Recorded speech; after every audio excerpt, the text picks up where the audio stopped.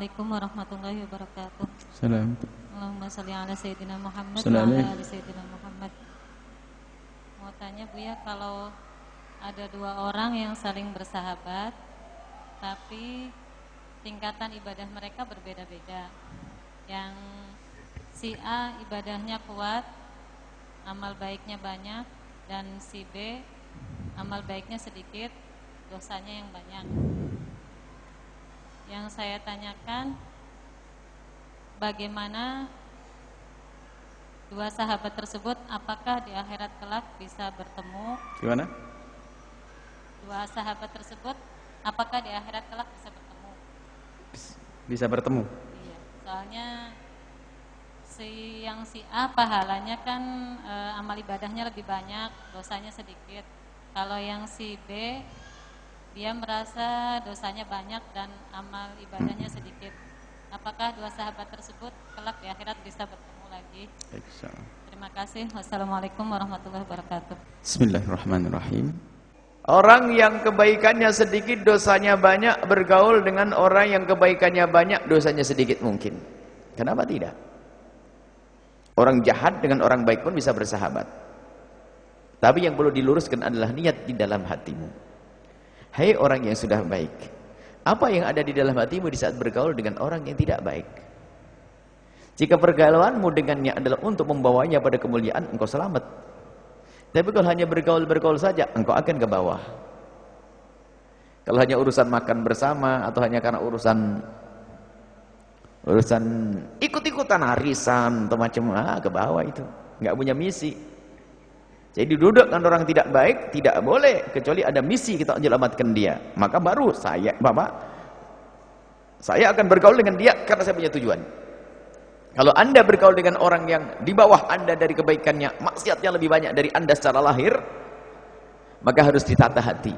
Saya bergaul dengan dia karena untuk menyelamatkan dia. Kalau tidak, kita akan ke bawah. Dan alangkah banyaknya orang bergaul dengan orang jelek jadi jelek. Tapi kalau kita punya prinsip, punya misi dakwah. Bahkan kalau seandainya Anda orang yang selama ini punya kebaikan banyak, ilmu banyak, jangan khawatir bergaul dengan orang yang tidak baik asalkan prinsipmu benar. Biarpun orang yang tidak baik tadi niatnya tetap tidak baik. Untuk apa? Untuk melaksanakan tugas dakwah kita. Gak mungkin kita harus bergaul dengan orang baik-baik saja. Tapi mungkin kita bergaul dengan orang macam-macam untuk membawa mereka kepada kebaikan. Tidak perlu kita astagfirullahaladzim, saya tidak boleh bergaul dengan orang itu. Kenapa dia begini? Loh, terus siapa yang ngajak dia nanti? Bergaulah dengan mereka dengan prinsip. Aku tidak boleh terganggu. Aku tidak boleh kebawa oleh pergaulannya. Tidak boleh kebawa oleh kerusakannya. Kita harus mempengaruhi. Yang tidak bisa mempengaruhi itu problem. Berarti lemah. Kalau lemah jangan sok jadi berjuang. Kau akan digiles. Kalau lemah bergaul dengan orang baik. Jangan bergaul dengan orang yang tidak baik. Ada orang yang ngentengin, yang penting saya akan menjaga diri. Oh enggak, namanya kepleset. Kepleset itu adalah di saat orang tidak sengaja jatuh.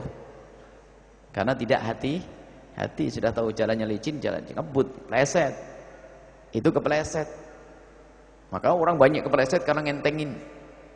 Menikah dengan perempuan asal, kayak tadi kita sambungkan dengan pertanyaan sebelumnya.